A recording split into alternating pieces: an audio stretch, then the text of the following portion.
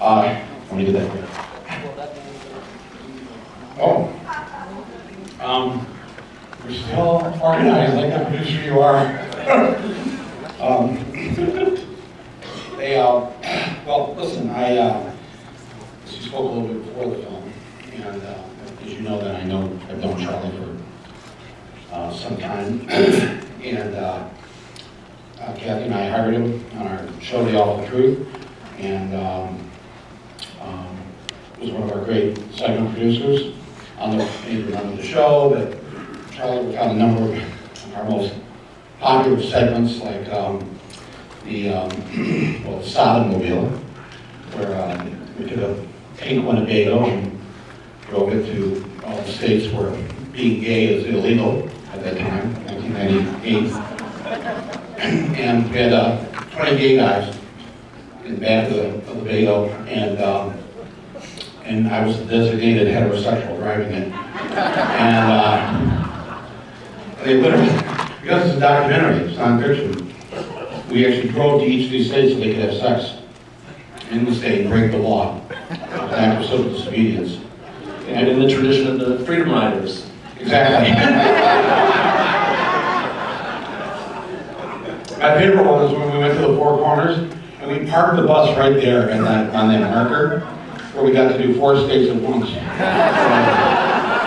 We had to drive, I think about 8 hours in the middle of the night just to get that shot, and then moved on to one of the other state capitals. But that was well worth it to get the money shot. 8 hours there and 8 hours back. Yeah. That's what it's like if you work with me. So, but we did another. One of my favorite ones you did was Jeb Bush, the governor of Florida, George Bush, the governor of Texas, and they both have these, they're big capital punishment states, so they were like each sending people to their execution each week, and it almost looked like a contest, which Bush was going to kill more people on death row. So, Charlie and our correspondent, Jane Artell, we went to each of the death row prisons where they execute people, and we had big football scoreboards where it had Jeb and George, and we kept a running tally for a number of months as to how many they each were killing, and we just played it like it was a football game. We had cheerleaders come on the night of the execution and do cheers. It's very dark humor.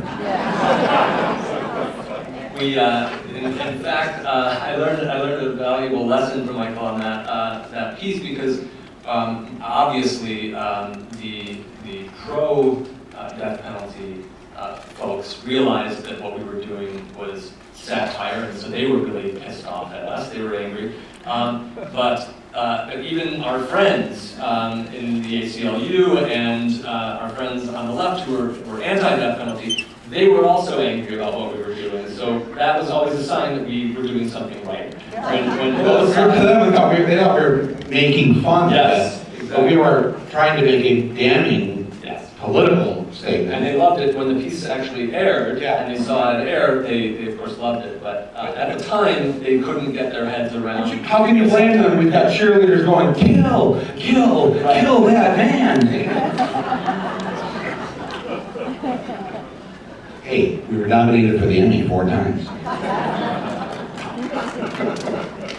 Anyways, but we're here to talk about this film because when I saw this earlier this year, this movie, Charlie, it's so rare that we get to see movies that have at their fundamental core the issue of class. And we have another movie here called Dinosaur 13, where, again, a group of amateurs, not professional, like she wasn't a professional, they were amateur paleontologists, they discover the biggest T-Rex ever. And they get prosecuted for it. And they're just out there on the weekends with little toothbrushes, but they're not the official people with the proper degrees, coming from the right institutions, and with the right money backing them. They didn't have any of that, so they went after it. And Vivian, it's so moving, isn't it? Yeah. And don't you sit there thinking, you wonder how many other Vivian Maiers are there out there, right now even, maybe in this audience, maybe you're thinking that about yourself. Seriously, right? I mean, I'm guessing there are accountants and welders and people in this audience where you actually have a tremendous talent at something, and maybe the world will never, your family knows it, and your friends know it, but the world doesn't see it. Yeah, it really does make you think that most of the great works of art that human beings create are never seen. We've missed them. Yeah. Right. Yeah, I mean, and Vivian is, I think, an exception. She's exceptional in two ways. She's clearly an exceptional artist. She really is a gifted artist. But she may be that rare example of someone whose work is found and shared. And there are probably storage lockers filled with the works of great artists. Yeah, I think it's people laugh at the Hoarders show, but this is one case where it's wonderful that people hoarded their nannies or house cleaners photos, and they were able to pull this together. And John, your friend here, discovered these things. It was incredible. He did such a service, not just to her, but to all of us. Because, I mean, would you not agree that, if you follow photography, that she ranks with the best of American photographers of the last century? And also the way that I think you said at the end of the movie where somehow people trusted her because she was able to get into their space with that camera. And they didn't pose, and they didn't, you could see they weren't tense or tight, they just were themselves. So she had her whole demeanor and being had to have been very non-threatening, very inclusive. Maybe they saw her because she was one of them. Yeah, I think that's right. I think she had the ability to get people to open up to her. She was disarming in that way. She also knew a great story. She knew great subject matter when she saw it. She knew where to point her camera. And when she was doing these short films that she shot, these kind of in-camera mini documentaries, the story of the babysitter in the film who is murdered, and then Vivian follows the story from the place where the crime took place to the funeral home, and she's filming that. And Vivian is interested in capturing good stories, and she's kind of a self-appointed journalist,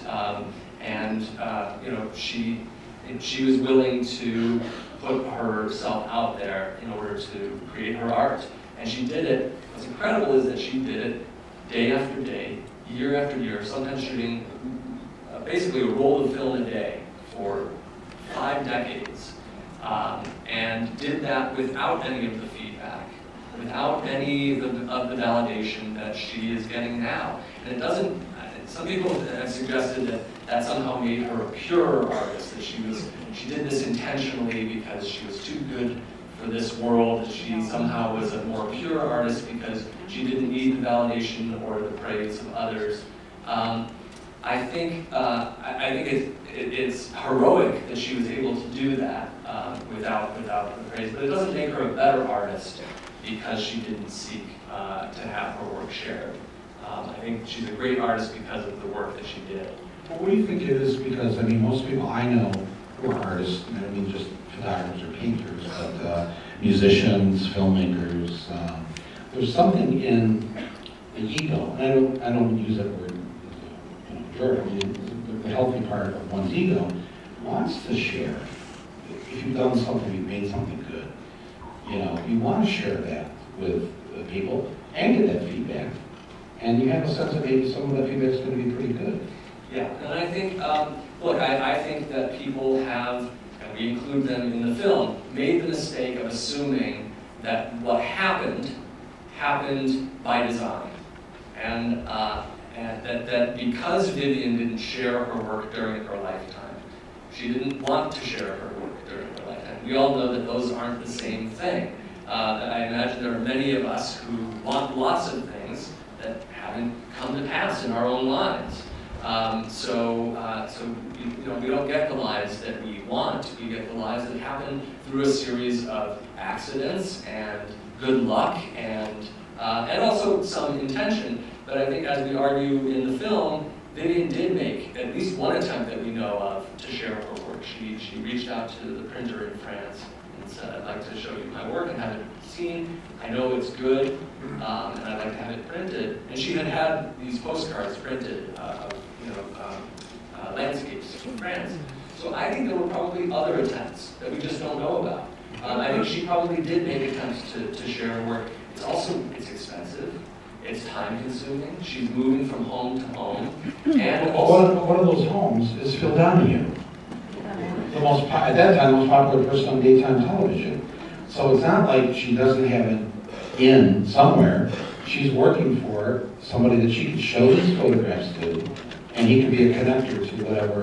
Yeah, and I think it's also, I think many artists are not the best at selling themselves. I mean, may have an ego, but may not have that extra thing, as Joel Meyerowitz, who is himself a photographer and historian of photography, that extra thing to push them to share their work, to get their work out there. And she may have feared rejection, as we all do.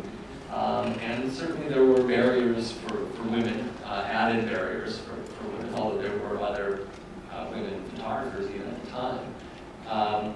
I think that while being a nanny allowed her the freedom to take her photographs, it may not have put her in the best position to go out and market herself to the world. I don't think that the doors to the Art Institute of Chicago were ready to swing open for someone who walked in with a box of negatives. As we see, it didn't happen for John, who had those negatives, had 30,000 of them after the fact, and those doors still haven't swung open for Vivian Maier. Is that right? Yeah. Wow. I think institutions have been slow to recognize her work, partly because she didn't print the work herself. But I think part of it is that the institutions that perform this kind of cultural gatekeeping function, allowing people in, but also keeping them out. They take their time. So it's a bit unrealistic to think that this would happen overnight, and we of course would like to think that it will happen in time. And the people here, we see movies here at the Film Festival every year, incredible movies, and then they don't get a distributor, right? They don't, and aren't you just amazed, like, oh my God, are we the only ones that are going to see this? And sometimes it is the filmmaker doesn't know how to take this gem of a film that they've made and go over those hurdles to get it out to a wider audience. You're right. I think that is it's a separate skill set, and usually creative people don't have that. It's for all the reasons why psychologists Why don't we open it up to some questions here? I'm so happy you brought this film to Traverse City. Thank you.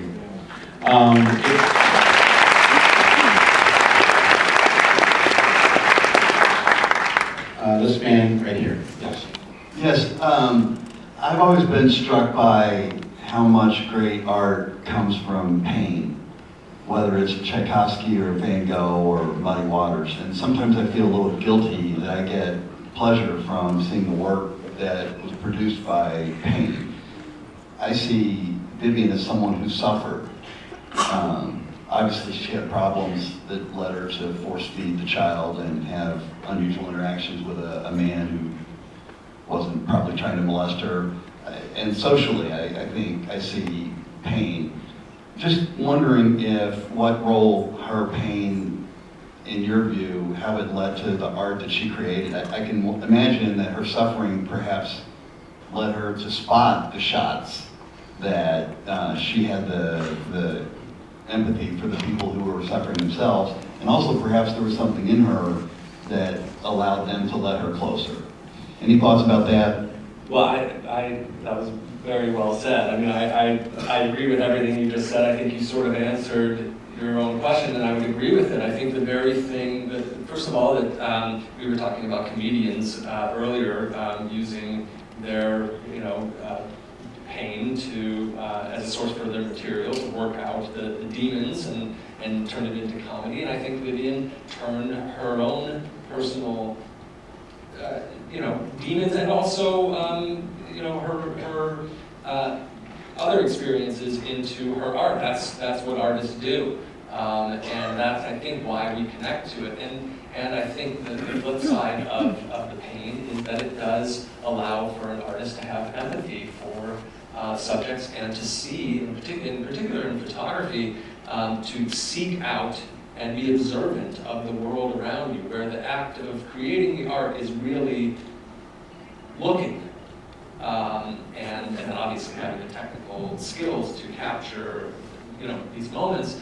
You have to know where the story is, and Vivian knew a good story when she saw one, and I think of her pictures as kind of telling many stories. The little boy on a bicycle with tears streaming down his face, and the mother looks to be a mother or guardian holding a cigarette, and the cigarette smoke is, coming up through the frame. It's beautiful, and it's evocative, and it makes you want to know who are those people and what is their relationship, what kind of a world does that boy live in, and I think Vivian, because of her background, had talent for capturing those stories.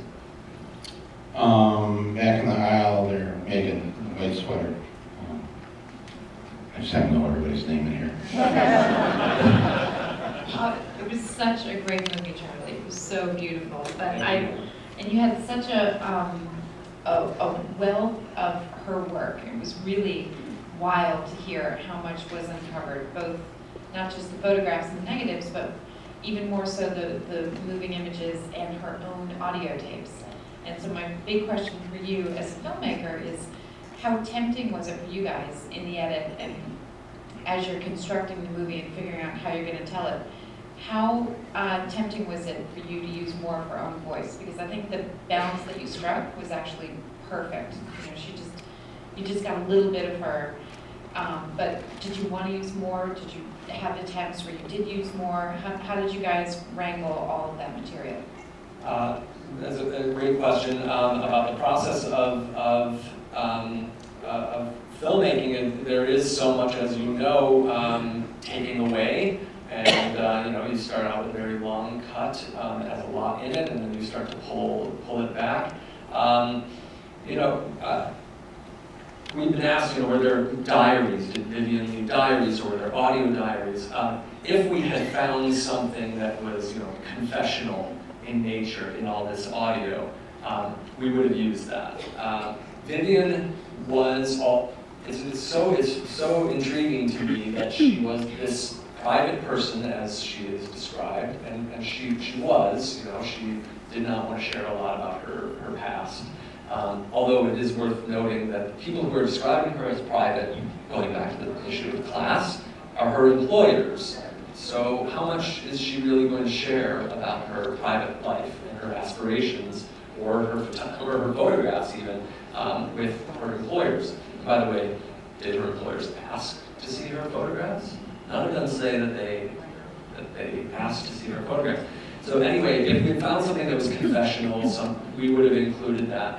So here it's so intriguing that Vivian is kind of private, and yet she's taking self-portraits. So it's not like she never appears in her own photographs. She takes many self-portraits, which to me tells us how Vivian saw herself. She saw herself as an artist. She saw herself as a photographer.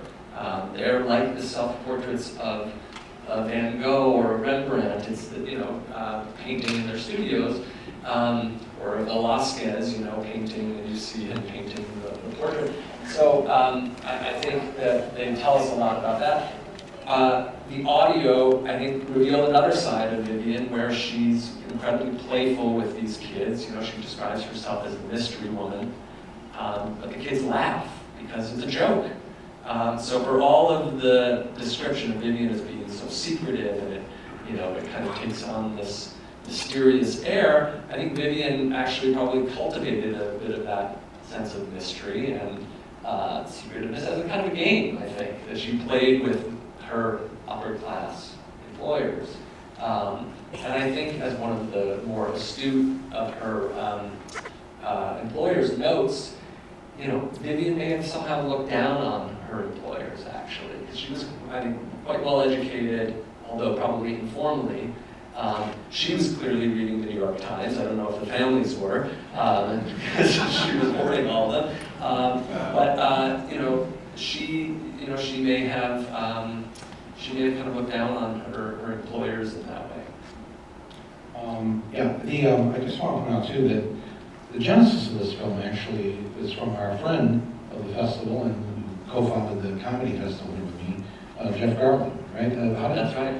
Tell us how that happened, because Jeff, I think, was the spark for this, right? It was, so John and Jeff and I are all from Chicago.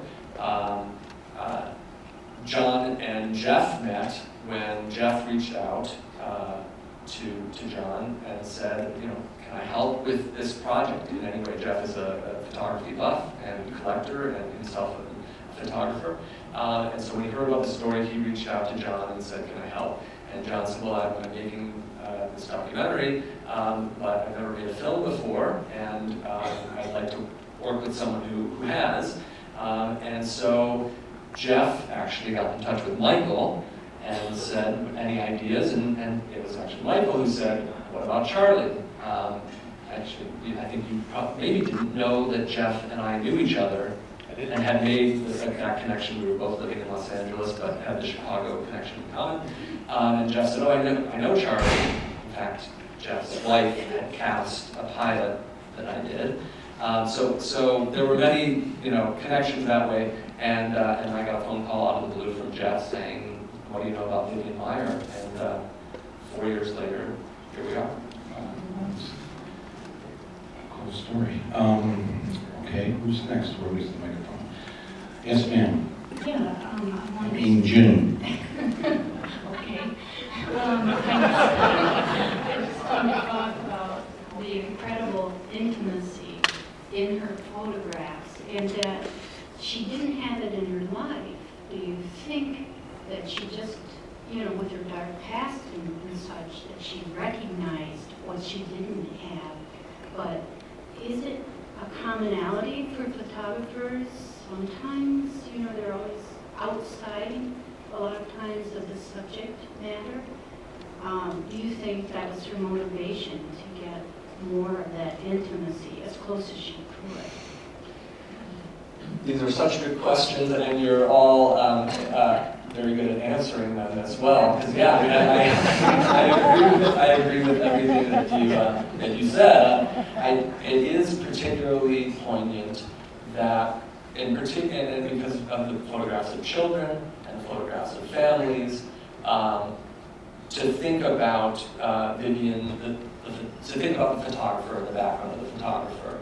Here's someone who, by all accounts, had a kind of a broken childhood herself, and yet she chooses as her, way of supporting herself to live with families. So here she's living with families, and so she's kind of among the family, but she's not part of the family. She's always been on the outside, and of course, it's a complicated relationship because she is the help, and yet she's asked to love these children as her own, in a sense. That's what any parent would want. And yet she can be fired at any time, and in fact will be let go when the kids get older. So she'll be asked to move on, and it's a kind of quite a cruel situation for Vivian to have to kind of keep moving on. But I agree that she is able to capture, especially with children and with families, these tender moments, and I think it does come from, obviously it comes from her background. How could it not? I mean, you can't separate these things out. We bring all of our experiences to the work that we do, to the people, to who we are. Yes, yes, sir, on the aisle here in the ball cap, blue shirt, gray sweater. Brian. Brian, I meant Brian. I had a little trouble following the chronology because it moved around a bit. And you talked earlier about the personality aspect, and it seemed to me that the various interviews were all over the park. You know, in some cases she was a terrible person, in others she was an outgoing, fun-loving. And I'm wondering if you had any opportunity to do any kind of chronological assessment to see if she was going through life changes or because it seems like it'd be pretty unusual for it to just be random. Yeah. So, well, two things. I'll try to be quick. One, people do contradict each other in the film. There are many contradictions. Vivian, she didn't tend to pose people when she took photographs, and the person's best friend said, no, she did pose people. You know, she had a fake accent. No, she had a real accent. Obviously, we put those you know, competing viewpoints in order to play with this whole idea of you know, of somehow trying to get Vivian right, to try to kind of, you know, pin her down, which is what documentary filmmakers, I guess, attempt to do. I find it more interesting to play with the whole idea of that as the goal. And then let the audience make up their mind, Yeah. which they think was true or not. Yeah, exactly. And because people do have these competing accounts of her, and because people, I don't know, people are complex, and maybe she was a wonderful nanny at moments, and later in her life, she was less so, and I think her mental health. Although I'm not a big fan of trying to put psychology and psychoanalysis into the whole story, I think she did suffer, and the hoarding became more severe, and I think did start to kind of interfere with her ability, both as a nanny and her abilities as an artist. There's that sequence where you see the images of not only are we hearing stories about her hoarding, but she's taking photographs of those newspapers that she's hoarding, and so almost the photography starts to turn inward on itself. You know. What do you, you're an audience member to this film too, so what conclusion do you draw? Which of the contradictions do you believe? Well, so let's take the accent. And you don't have to answer that. No, I will. Let's take the accent for one. This will be a crafty dodge of the question, but you know, it could be true that her accent was real in the sense that she did spend much of her childhood in France. Her mother was French. She moved to France after being born in New York, and she clearly spoke French. She wrote it as well. People saw her in France and said that she spoke French. But she'd also lived in the United States for a very long time. I'm sure people have come into contact with people who have a touch of an accent, and maybe they get a little more of the accent when they've had a drink, let's say, or when they're talking to certain people, the accent comes out, and then they... Like if you're from the Upper Peninsula. We know that.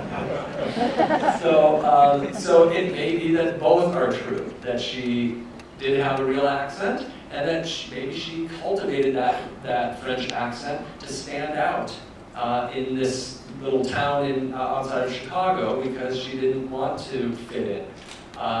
And maybe it's true that she didn't pose people. She took many candid shots, as we see she did, but she also took portraits and asked people to pose for her. So maybe both are true. But there are other times we play with people's versions of events, and going back to class, I think it is important to keep in mind that the people who knew Vivian knew her not as an artist, but as a nanny. And so Vivian led a life among people who didn't really know her, didn't really understand her. And even the one person who says that she was kind of a friend of Vivian's, she's clearly from the upper class of the suburb of Chicago. And when she describes the last meeting with Vivian on a hot summer day at the beach, I don't know if anyone noticed that the footage was not of a hot summer day. And I haven't really talked about this with an audience before, but that was a little bit of a nod to the idea that, hey, maybe the stories that we tell are not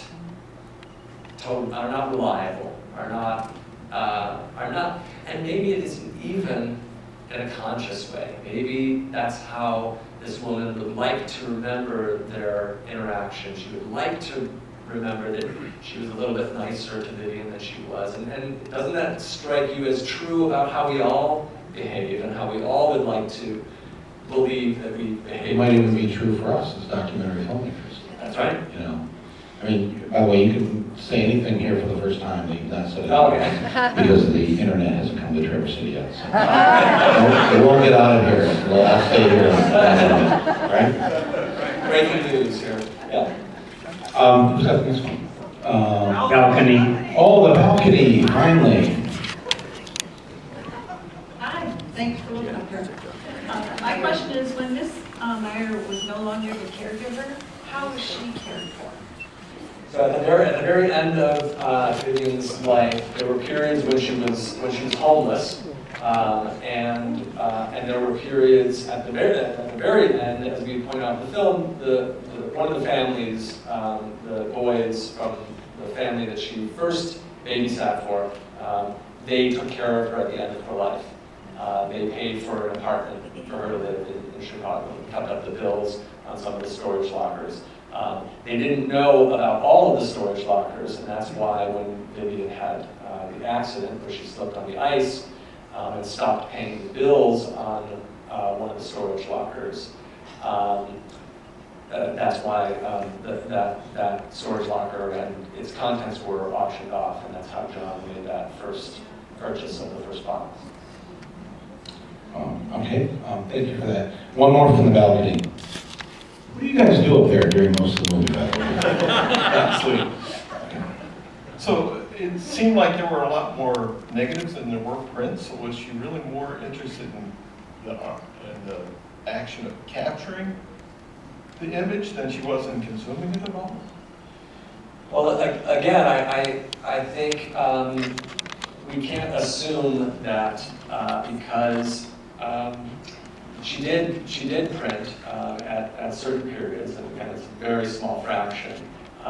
Printing was expensive. It required space to do it if she was going to do her own printing, and she moved around a lot. So I think there were periods where Vivian stopped even developing the negatives, and as we show in the film, there were cans of film still in the canister where she didn't even bother developing the negatives. So I think she never let these challenges deter her from the act of shooting and capturing and documenting the world around her and creating her art. And obviously there's a debate about whether the art of photography also involves printing and also involves choices about how you crop the image and how you develop it. Obviously that is part of the art of photography. It's so odd though, because we're part of that art where we do motion pictures, and we're not sitting there at Technicolor. That's right. I mean, we will do what's called the color correct. Exactly. But we're not actually doing the physical printing. Right, but we are there to at least supervise it. And so even if there are others doing it, as we say in the film, like Henri Cartier-Bresson, he was a terrible printer, he had other people do the printing, but at least it happened during his lifetime. And so I think she deserves a pass on this. I agree. Obviously, the art snobs should just stop. Yes, down here, anyone that can grab that. Yes, right here with the Hawaiian shirt. Who currently? Steve, yes, Steve, go ahead. George. Close. Who currently owns the negatives? Does John still own all of the negatives? And are any of the images for sale? Yes, John owns he owns the negatives, and he works with the Howard Greenberg Gallery in New York to mount shows of the work, and the work is sold. Initially, as he mentions in the film, selling the work allowed to pay for the continuing work of scanning and archiving and developing the work. There are still several hundred rolls of color film that have not yet been developed. They're in cold storage to try to preserve them because they tend to deteriorate. What does a photo, one of her photos go for if somebody wanted to buy one? I believe they start at $1,800, which is not, I mean, certainly to compare it to the photographers that she's being, compared with, is far less than that. Right. Yeah, no, but yeah, and John gets to have that. John shares the proceeds from the sale of the work with the gallery. That was a decision he made early on to work with. He recognized what he didn't know. He doesn't know about photography, so he looks for the advice of people like Joel Meyerowitz, who's in the film, but also Howard Greenberg, who are curating the work of people like Cartier-Bresson and others, and so he gives up a certain amount of control, but what he gains is their expertise, and so I think he's handled it in I think a really responsible way.